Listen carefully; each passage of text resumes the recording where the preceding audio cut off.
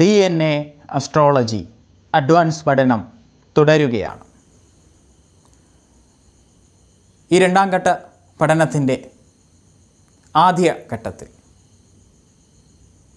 27 നക്ഷത്രങ്ങളെക്കുറിച്ചുള്ള നമ്മുടെ പഠനം അതിൻ്റെ പൂർണ്ണതയിലേക്ക് എത്തുകയാണ്.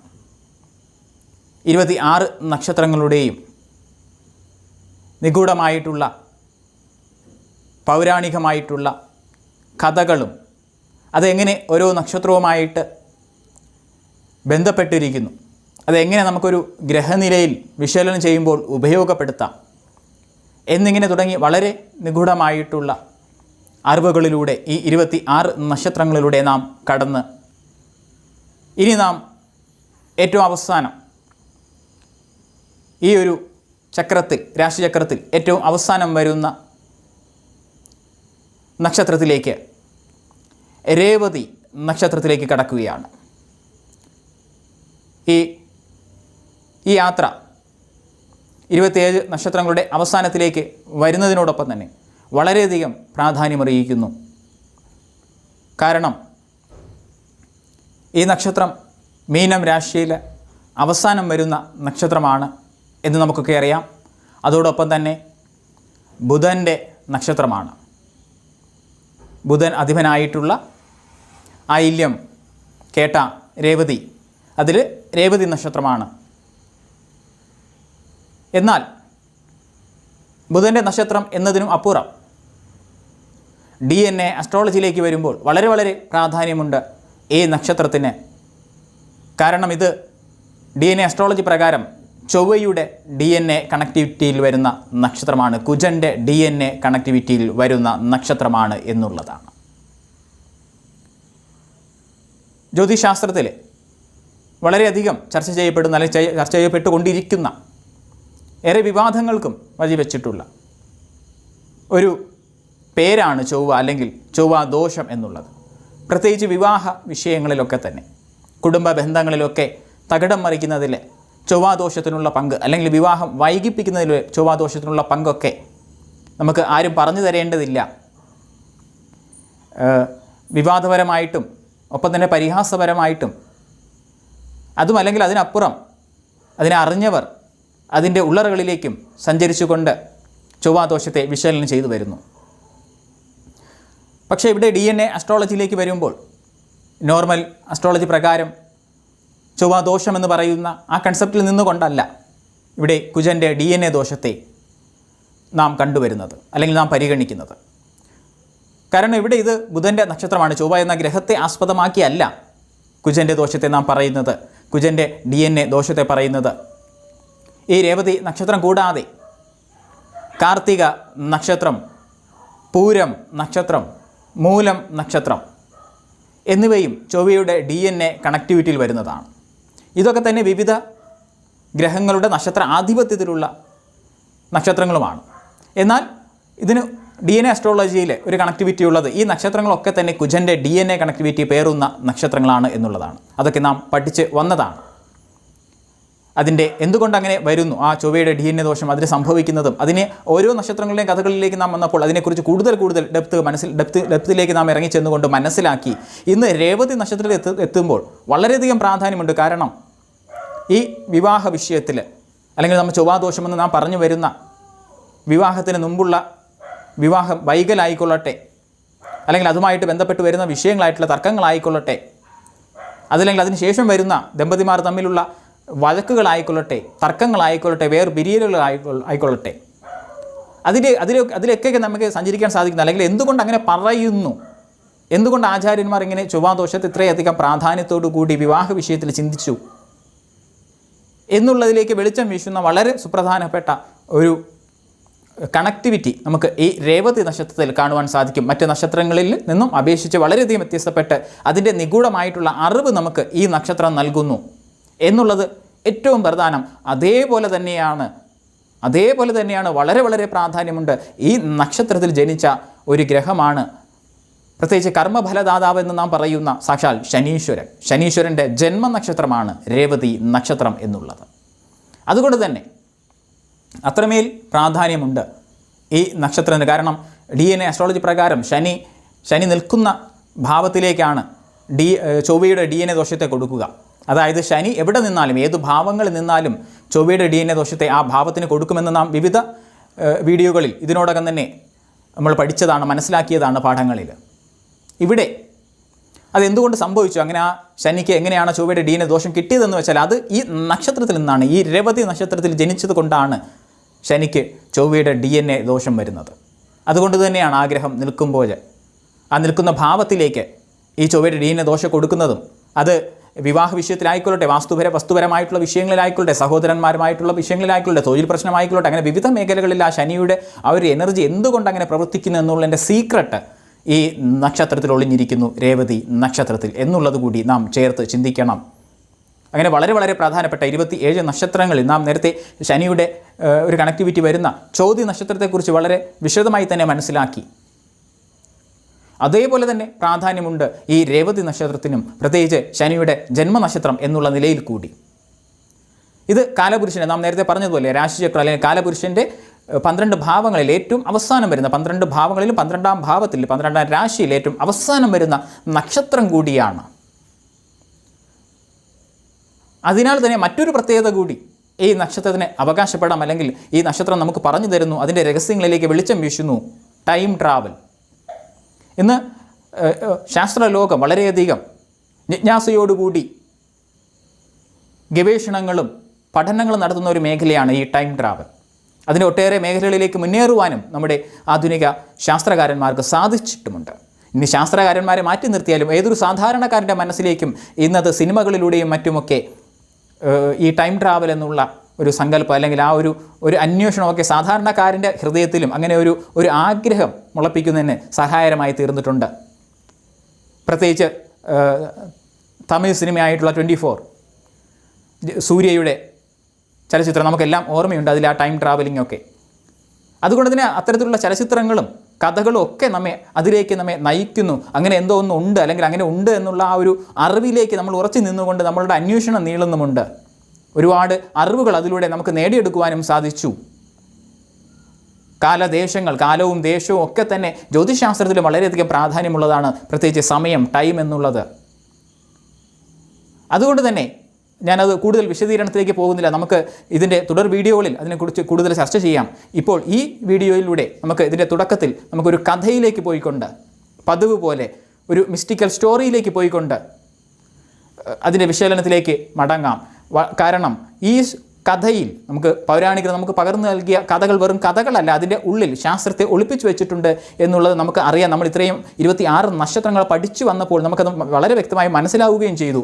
ഇതിലും അതുപോലെ തന്നെ അങ്ങനെ ഒരു പൗരാണികമായിട്ടുള്ള ഒരു കഥയിൽ അല്ലെങ്കിൽ ഒരു ഇതിഹാസത്തിൽ ഒളിപ്പിച്ചു വെച്ചിരിക്കുന്ന ഈ ടൈം ട്രാവലിൻ്റെ കഥയിലേക്കാണ്, മിസ്റ്റിക്കൽ സ്റ്റോറിയിലേക്കാണ് നമ്മുടെ ഇന്നത്തെ യാത്ര. നമുക്ക് അതിലേക്ക് പ്രവേശിക്കാം.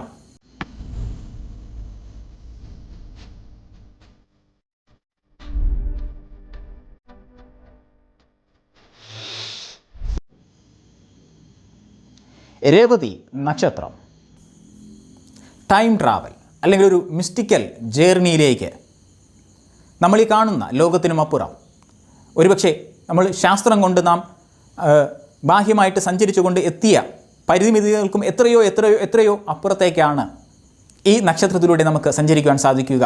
അതിലേക്ക് ഒരു കഥയിലേക്ക്, ആ കഥയിലേക്ക് പോകുവാൻ നമുക്ക് പിന്നിലേക്ക് സഞ്ചരിക്കാം, ഒരു ഇതിഹാസത്തിലേക്ക്, സാക്ഷാൽ മഹാഭാരതത്തിലേക്ക്.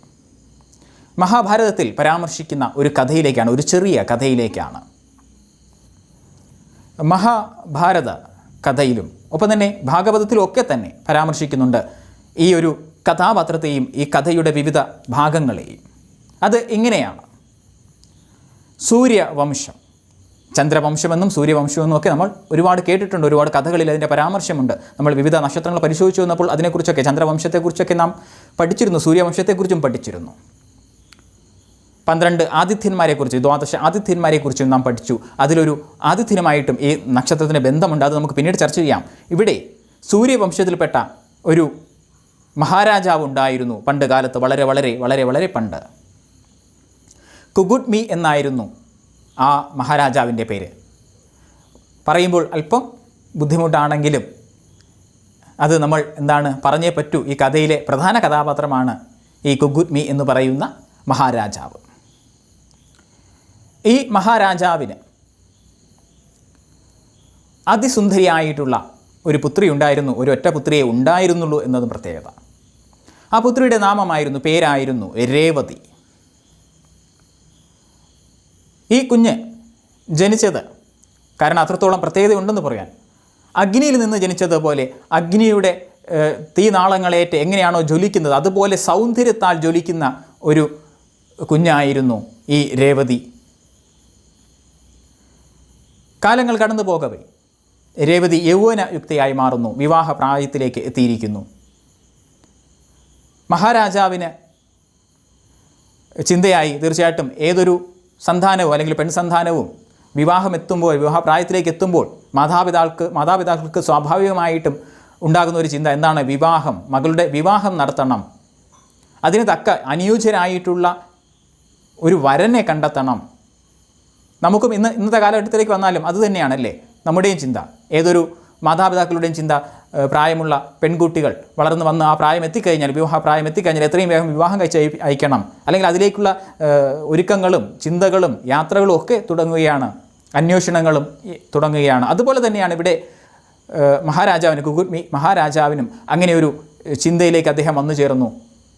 പക്ഷേ ഏറ്റവും കൂടുതൽ അലട്ടിയൊരു വിഷയം തൻ്റെ മകളുടെ ആ അഭൗമമായിട്ടുള്ള സൗന്ദര്യമാണ്, അല്ലെങ്കിൽ അത്രത്തോളം മനോഹരമായിട്ടുള്ള ഒരു സന്താനമായിരുന്നു അല്ലെങ്കിൽ രേവതി എന്ന് പറയുന്ന ആ യൗവനയുക്തിയായിട്ടുള്ള സ്വന്തം മകൾ. അപ്പോൾ ആ മകൾക്ക് യോജിച്ച രീതിയിലുള്ള ഒരു വരനെ കണ്ടെത്തണം. വെറും വരനെ പോരാ, ആരെങ്കിലും വരനായാൽ പോരാ. കാരണം താൻ ഒരു മഹാരാജാവാണ്, സൂര്യവംശത്തിൽപ്പെട്ട ഒരു മഹാരാജാവാണ്. ആ സൂര്യ തേജസ്സോട് കൂടിയ ഒരു കന്യകയാണ് തൻ്റെ മകൾ. അപ്പോൾ അതിന് യോജിച്ച രീതിയിലുള്ളൊരു വരനെ തന്നെ നേടിക്കൊടുക്കണം. പക്ഷേ അദ്ദേഹം അന്വേഷിച്ചു, ഒരുപാട് നാൾ അന്വേഷിച്ചു, ഒരുപാട് പേരെ, ഒരുപാട് വരന്മാരെ ജീവിച്ചിരിക്കുന്ന വളരെ വലിയ വലിയ കുലങ്ങളിൽ നിന്നുള്ള വലിയ പാരമ്പര്യം അവകാശപ്പെടുന്ന ഒട്ടേറെ രാജകുമാരന്മാരെ അദ്ദേഹം അതിനായിട്ട് പരിഗണിച്ചു, സഞ്ചരിച്ചു. ഒരുപാട് അന്വേഷണങ്ങളായി, യാത്രകളായി, കാലങ്ങൾ കടന്നു പോകുന്നു. പക്ഷേ തൻ്റെ മകൾക്ക് പറ്റിയ രീതിയിലുള്ളൊരു വരനെ കണ്ടെത്തുവാൻ സാധിക്കുന്നില്ല. കാര്യം അത്രത്തോളം യോജിച്ചു വരുന്ന, അത്രത്തോളം യോഗ്യതകളുള്ള, ക്വാളിഫിക്കേഷൻസ് ഉള്ള ഒരു വരനെ കിട്ടുക അസാധ്യമാണ് എന്ന് അദ്ദേഹം തിരിച്ചറിയുന്നു. ഒരുപാട് പേരുടെ ലിസ്റ്റൊക്കെ തയ്യാറാക്കി, നാം ഇന്ന് തയ്യാറാക്കുന്നത് പോലെ തന്നെ മാട്രിമോണിയൽ പരസ്യങ്ങളൊക്കെ കൊടുത്തുകൊണ്ടോ അല്ലെങ്കിലും ബ്രോക്കർമാർ മുഖേനയൊക്കെ തന്നെ നമ്മൾ ഒരുപാട് ഗ്രഹനിലകൾ എടുക്കുകയും പൊരുത്ത ചിന്തയും നടത്തുകയും ചെക്ക് ചെയ്യുന്നുണ്ട്. അതുപോലെ തന്നെയാണ് അദ്ദേഹവും. അതുപോലെ തന്നെ എല്ലാം പരിഗണിച്ചു. പക്ഷേ ഒന്നിനും തൃപ്തി വന്നില്ല. തൻ്റെ മകൾക്കതൊന്നും യോജിക്കുന്നതായിട്ട് കണ്ടില്ല. തൻ്റെ മകളുടെ ആ ഒരു കഴിവിനും അപ്പോൾ തന്നെ സൗന്ദര്യത്തിനും യോജിച്ച രീതിയിലുള്ള തൃപ്തികരമായിട്ടുള്ള ഒരു ആലോചന അവിടെ വന്നില്ല. അദ്ദേഹം വിഷമത്തിലായി.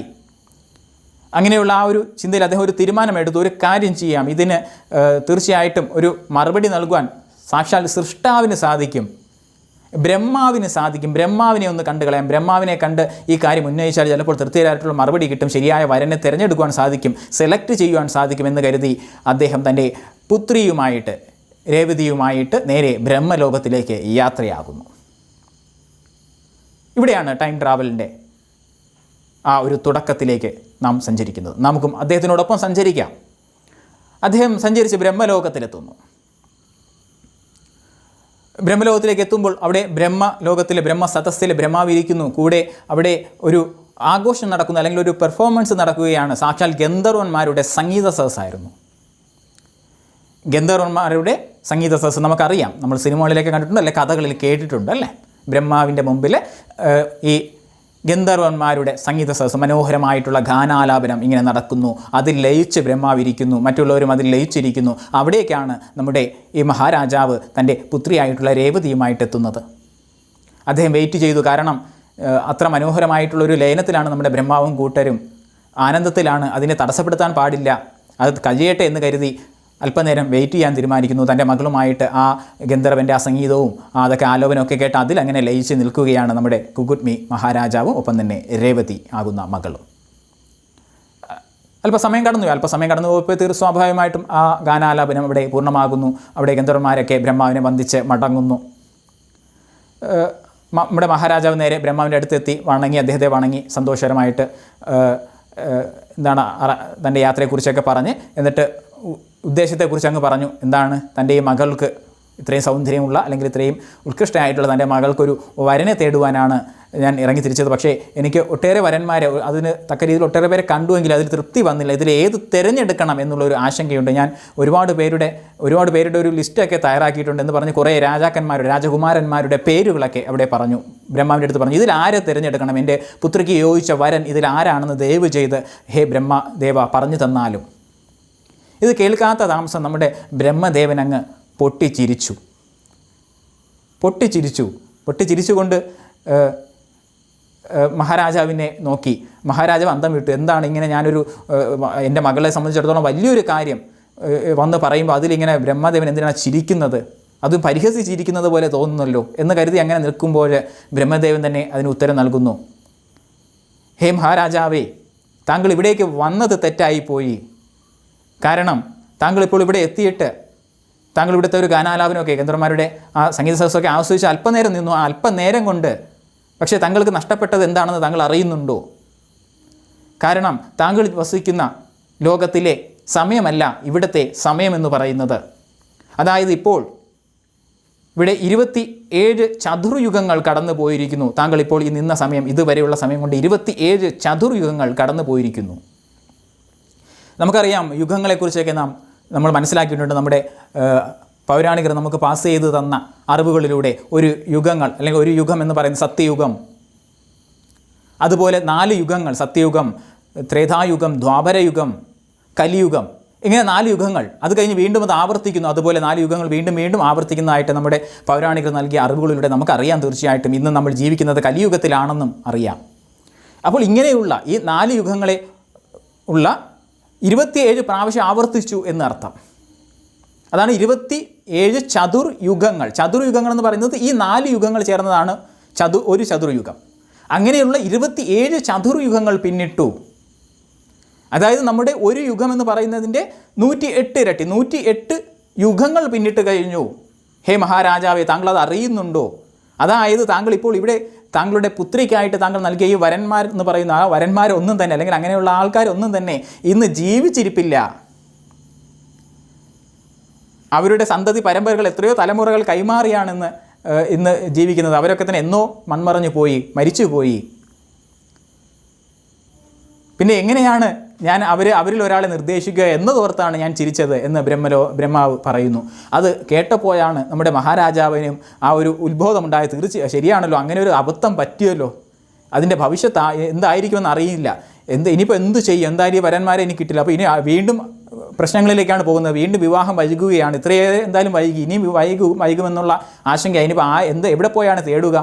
അദ്ദേഹം ബ്രഹ്മദേവനെ അക്കാര്യം ഉണർത്തിക്കുന്നു. ബ്രഹ്മദേവൻ പറയുന്നു, ഇനിയിപ്പോൾ എന്താ ചെയ്യുക? താങ്കൾ എന്തായാലും സമയം കളഞ്ഞു. ഇതൊക്കെ എന്താണ് അങ്ങനെ ചിന്തിച്ചിട്ട് ഈ ശരിയല്ലാത്ത റൂട്ടിലേക്ക് അല്ലേ വന്നിട്ട് ഏതെങ്കിലും നടത്തിയാൽ മതിയായിരുന്നു അവിടെ വെച്ചിട്ട്. പക്ഷേ വന്ന് കൂടുതൽ ഇത് വേണമെന്ന് വരുത്, കൂടുതൽ നല്ലൊരു മെച്ചപ്പെട്ട ഒരു വിവാഹമൊക്കെ വേണമെന്ന് പറഞ്ഞ് ആഗ്രഹിച്ച് ആ ആഗ്രഹം കൊണ്ട് എന്ത് സംഭവിച്ചു? ഇവിടെ സമയം കഴിഞ്ഞു പോയി. ഇനിയിപ്പോൾ ഒരു കാര്യം ചെയ്യാം, എന്തായാലും താങ്കൾ ഉടൻ തന്നെ തിരിച്ചു പോവുക, ഭൂമിയിലേക്ക് തിരിച്ചു പോവുക. പോയി കഴിഞ്ഞാൽ അവിടെ സാക്ഷാൽ വിഷ്ണുവിൻ്റെ അവതാരമായിട്ടുള്ള ശ്രീകൃഷ്ണനും അതുപോലെ തന്നെ ശേഷനാഗത്തിൻ്റെ അവതാര രൂപമായിട്ടുള്ള ബലരാമനും അവതാരം എടുത്തിട്ടുണ്ട്. അവർ അവിടെ ഉണ്ട്. എന്തായാലും അവിടേക്ക് ചെല്ലുക. അവിടെ ചെന്ന് കഴിഞ്ഞാൽ ബലരാമനെ പോയി കാണുക. ബലരാമനാണ് രേവതിക്ക് പറ്റിയ വരൻ. അതുകൊണ്ട് എത്രയും വേഗം ഇവിടെ നിന്ന് പോവുക എന്ന് ബ്രഹ്മദേവൻ പറയുന്നു. ഉടൻ തന്നെ കേൾക്കേണ്ട താമസം എന്താണ്? ഉടൻ തന്നെ വന്നിച്ച് ബ്രഹ്മദേവനോട് നന്ദി പറഞ്ഞുകൊണ്ട് നമ്മുടെ കുകുറ്മി മഹാരാജാവും രേവതി രാജകുമാരിയും നേരെ തിരിച്ചു വരുന്നു. തിരിച്ച് ഭൂമിയിലേക്ക് എത്തിയപ്പോഴാണ് അന്തം വിട്ടുപോയത്. കാരണം തങ്ങൾ പോയപ്പോഴുള്ള ഒരു കാര്യങ്ങളും അവിടെയില്ല. തങ്ങളുടെ രാജ്യമോ അല്ലെങ്കിൽ ആ പ്രകൃതി തന്നെ മാറിപ്പോയിരിക്കുന്നു. പിന്നെയാണ് തങ്ങളുടെ സേനാനായകരെയും അല്ലെങ്കിൽ കുടുംബത്തെയൊക്കെ അന്വേഷിക്കുക. ആരുമില്ല അവിടെ. തീർത്തും അപരിചിതരെ പോലെ അവർ അവിടെ എത്തുന്നു. അവർ അവിടെ പ്രാകൃതരായി തീർന്നു. കാര്യം കാലങ്ങൾ അത്രത്തോളം യുഗങ്ങൾ കടന്നു പോയതുകൊണ്ട് മനുഷ്യൻ്റെ ജീവിതത്തിൻ്റെ തലങ്ങൾ തന്നെ മാറിപ്പോയി, സംസ്കാരങ്ങൾ തന്നെ മാറിപ്പോയി, എല്ലാം മാറിപ്പോയിരിക്കുന്നു. മാത്രവുമല്ല മനുഷ്യരുടെ പൊക്കത്തിലും വ്യത്യാസം വരുന്നു. മനുഷ്യരൊക്കെ പൊക്കക്കുറവുള്ളവരായിട്ട് കാണപ്പെടുന്നു. തങ്ങൾ മാത്രം വലിയ പൊക്കമുള്ളവർ. മഹാരാജാവും രേവതിക്ക് നല്ല പൊക്കമുണ്ട്, എന്നാൽ അവിടെ കാണുന്ന മറ്റ് മനുഷ്യരൊക്കെ തന്നെ പൊക്കം കുറവുള്ളവരായിട്ട് കാണുകയും ചെയ്യുന്നു. ഇത്രയധികം പരിവർത്തനം ഉണ്ടായോ ഈ ഞങ്ങൾ പോയിട്ട് വന്നതിൻ്റെ ഇടയ്ക്ക്? അത്ഭുതപ്പെട്ടു പോയി. സംസ്കാരങ്ങൾ മാറിപ്പോയി. തങ്ങൾ ജീവിച്ചിരുന്ന കൊട്ടാരമോ ആ രീതിയിലുള്ള സംസ്കാരങ്ങളൊന്നും തന്നെയല്ല. അതൊക്കെ തന്നെ വളരെയധികം മാറ്റപ്പെട്ടിരിക്കുന്നു. അതിൻ്റെ പ്രകൃതി പോലും മാറിപ്പോയിരിക്കുന്നു. അത്ഭുത പരതന്ത്രമായിപ്പോയി. എന്തു തന്നെ ആയാലും പറഞ്ഞിട്ട് കാര്യമില്ല. പറ്റേണ്ടത് പറ്റി. അദ്ദേഹം എന്താണ് അന്വേഷിക്കുന്നു ഇങ്ങനെ ഒരു ശ്രീകൃഷ്ണനെയും ബലരാമനെയും കുറിച്ച്. അത് അറിയുന്നു. എന്നിട്ട് നേരെ ബലരാമൻ്റെ അരികിലേക്ക് ചെല്ലുകയാണ് ഈ മഹാരാജാവും രേവതിയും. പോയി ബലരാമൻ്റെ അടുത്ത് കാര്യങ്ങളൊക്കെ തുറന്നു പറഞ്ഞു. പക്ഷേ അപ്പോൾ ഒരു പ്രശ്നമുണ്ട്. കാരണം ഇവരുടെ പൊക്കം തന്നെയാണ്. രേവതി എന്ന് പറയുന്നത് നല്ല പൊക്കമുണ്ട്. വരനായിട്ടുള്ള ബലരാമൻ പൊക്കം കുറഞ്ഞ ആളാണ്. കാരണം എന്താണ്, ആ കാലഘട്ടത്തിൽ ജീവിക്കുന്നവരെ എല്ലാ മനുഷ്യരും പൊക്കം കുറഞ്ഞവരാണ് ഇവരെ അപേക്ഷിച്ച്. അപ്പോൾ അവിടെ അടുത്ത പ്രശ്നം വരുന്നു. എങ്ങനെയാണ് ഈ ഇത്രയും പൊക്കമുള്ള അല്ലേ ഒരു പെൺകുട്ടിയെ എങ്ങനെയാണ് വിവാഹം കഴിക്കുക? അതിന് ബലരാമൻ ഒരു മറുപടി കണ്ടു. ബലരാമൻ എന്തു ചെയ്തു? തൻ്റെ ഒരു ആയുധമുണ്ട് അല്ലേ, നമുക്കൊക്കെ അറിയാം. കലപ്പയാണ് അദ്ദേഹത്തിൻ്റെ ആയുധം എന്ന് പറയുന്നത് ബലരാമൻ്റെ. അദ്ദേഹം ആ ആയുധം എടുത്ത് നേരെ രേവതിയുടെ ശിരസിൽ വയ്ക്കുന്നു. ശിരസിൽ വയ്ക്കുന്നതോടുകൂടി എന്ത് സംഭവിക്കുന്നു? രേവതിക്കും രേവതിയുടെ പൊക്കവും കുറഞ്ഞ് ബലരാമന് തുല്യമായിട്ടുള്ള ഒരു തലത്തിലേക്ക് വധുവായി മാറുകയാണ്. അങ്ങനെ അവരുടെ വിവാഹം നടക്കുന്നു. ആരുടെ? ബലരാമൻ്റെയും രേവതിയുടെയും. അതെ, ആ രേവതി എന്ന് പറയുന്നത് ബലരാമൻ്റെ പത്നിയാണ്. രേവതി നക്ഷത്രത്തിലൂടെ നാം ഈ പഠിച്ച ഈ കഥയിൽ വളരെ വലിയ ഒരു ഉത്തരം അല്ലെങ്കിൽ വലിയൊരു അറിവ് ഒളിഞ്ഞിരിക്കുന്നു. വിവാഹം തന്നെയാണ് ഇതിൽ ഉടനീളം മുന്നിട്ട് നിന്ന്. ഒപ്പം തന്നെ അതിൻ്റെ വൈകലും അതുണ്ടാക്കുന്ന പ്രതിസന്ധികളുമാണ് നാം ചർച്ച ചെയ്തത് അല്ലെങ്കിൽ മനസ്സിലാക്കിയത്. വളരെ ലളിതമാണ് ഈ കഥ. ഈ കഥയിലുണ്ട് നമ്മുടെ ചൊവ്വാദോഷത്തിൻ്റെ എല്ലാ അർത്ഥതലങ്ങളും. എന്തുകൊണ്ട് ചൊവ്വാദോഷം സംഭവിക്കുന്നത്, എന്തുകൊണ്ട് വിവാഹത്തിന് മുമ്പ് അല്ലെങ്കിൽ വിവാഹം വൈകുന്നതിൻ്റെ കാരണം എന്താണ്. നമുക്ക് ഇന്നിടയിൽ ചോയ്സസ് ആണല്ലേ. ഒരു വിവാഹാലോചന വന്നാൽ അതിൻ്റെ പിന്നിലുള്ള ചിന്തകൾ, അത് എൻ്റെ മകൾക്ക് യോജിക്കുമോ അല്ലെങ്കിൽ എൻ്റെ മകന് യോജിക്കുമോ, അത് പോരാ, ജോലി പോരാ, അല്ലെങ്കിൽ എന്താണ് ആഭരണം കുറവ്, അല്ലെങ്കിൽ അവരുടെ ബാക്ക്ഗ്രൗണ്ട് കൊള്ളില്ല, അങ്ങനെയാണ് ഇങ്ങനെയാണ് മറ്റേതാണെന്ന് പറഞ്ഞ് തുടങ്ങിയിട്ട് അങ്ങനെ ഒരു 100 കൂട്ടം കാര്യങ്ങൾ പറഞ്ഞ് ഓരോ ആലോചനയും നീട്ടിവെക്കുന്ന നമ്മുടെ ഒരു സംസ്കാരം എവിടെ നിന്നാണ് ഉടലെടുത്തത്? അല്ലെങ്കിൽ അത്തരത്തിൽ യഥാസമയത്ത് നടക്കേണ്ടുന്ന വിവാഹങ്ങൾ അങ്ങ് നീണ്ട് 40-50 വയസ്സ് വരെ നീളുന്നതിൻ്റെ കാരണക്കാരാരാണ്? എന്താണ് അതിൻ്റെ സീക്രട്ട് എന്ന്, അല്ലെങ്കിൽ അതിൻ്റെ ഒളിഞ്ഞിരിക്കുന്ന അറിവ് എന്താണ്? ഈ ചൊവ്വാദോഷത്തെ മറികടക്കണമെങ്കിൽ എന്ത് ചെയ്യണമെന്നുള്ള അറിവ് കൂടി, എന്താണ് നാം ചെയ്യരുതാത്തത് എന്ന അറിവ് കൂടി ഈ രേവതി നക്ഷത്രം നമുക്ക് നൽകുന്നുണ്ട്. ചൊവ്വാദോഷത്തെക്കുറിച്ചും ചൊവ്വയുടെ DNA കുറിച്ചും നമുക്ക് വളരെ വിസ്തരിച്ചുകൊണ്ട് ഇനി പഠിക്കാം. ഈ കഥയിൽ നിന്നുകൊണ്ട്, ഈ ഒരു കഥ മാത്രമല്ല, ഇനിയുമുണ്ട് കഥകൾ. ആ കഥയിലൂടെ സഞ്ചരിച്ചുകൊണ്ട് നമുക്ക് ഈ രേവതി നക്ഷത്രത്തിൻ്റെ സീക്രട്ടിലേക്ക്, ഇതിൻ്റെ വിശകലനത്തിലേക്ക് പോകാം. എന്തുകൊണ്ട് ഈ ചൊവ്വാദോഷം ഇത്രത്തോളം കടുത്തതാകുന്നു, അല്ലെങ്കിൽ എങ്ങനെയാണ് ഇതിൽ നിന്ന് ഉത്ഭവിച്ച ഈ ചൊവ്വാദോഷത്തെ എങ്ങനെയാണ് നമുക്ക് പോസിറ്റീവായിട്ട് ആക്ടിവേറ്റ് ചെയ്തുകൊണ്ട് മറികടന്ന് മുന്നോട്ട് പോകുവാൻ സാധിക്കുക, അല്ലെങ്കിൽ ഏത് അറിവാണ് നമുക്ക് ഉണരേണ്ടത്. ആയിരക്കണക്കിന് വഴിപാടുകളും അല്ലെങ്കിൽ കുറുക്ക് വഴികളും പൂജാതി വഴിപാടുകളും മാത്രം മതിയോ? അതിലങ്ങനെ ലയിച്ച് പോയാൽ ചൊവ്വാദോഷം മാറുമോ? മാറേണ്ടത് എന്താണ്? മാറേണ്ടത് കർമ്മമാണോ, ചിന്തയാണോ, നമ്മുടെ പ്രവൃത്തിയാണോ മാറേണ്ടത്, അല്ലെങ്കിൽ മാറ്റിയെടുക്കേണ്ടത് എന്താണ് പരിഹാരം? നമുക്ക് തീർച്ചയായിട്ടും പഠിക്കാം വരും ക്ലാസ്സുകളിൽ, ഇതിൻ്റെ തുടർ വീഡിയോകളിൽ എന്ന് പറഞ്ഞുകൊണ്ട്, അതോടൊപ്പം തന്നെ നമുക്ക് അറിയണം, ഇത് ശനിയുടെ ജന്മം കൊണ്ട് വളരെ വിശേഷപ്പെട്ട ഒരു നക്ഷത്രം കൂടിയാണ്.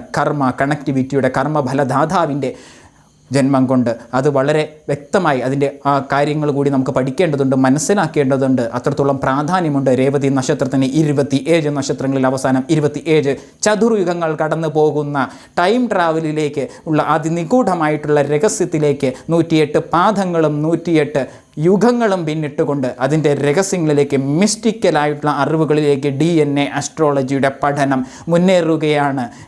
ഇതിൻ്റെ ഈ പരിസമാപ്തിയിലേക്ക് 27 നക്ഷത്രങ്ങളുടെ നമ്മുടെ ഫസ്റ്റ് റൗണ്ട് അപ്പിലേക്ക് നമ്മൾ പൂർണ്ണതയിലേക്ക് എത്തുമ്പോൾ അടുത്ത വീഡിയോയിലൂടെ, അടുത്ത കഥയിലൂടെ നമുക്ക് തുടരാം ഈ യാത്ര. അതുവരെ ഗുഡ് ബൈ. അരുണാചല കരുപ്പസ്വാമി.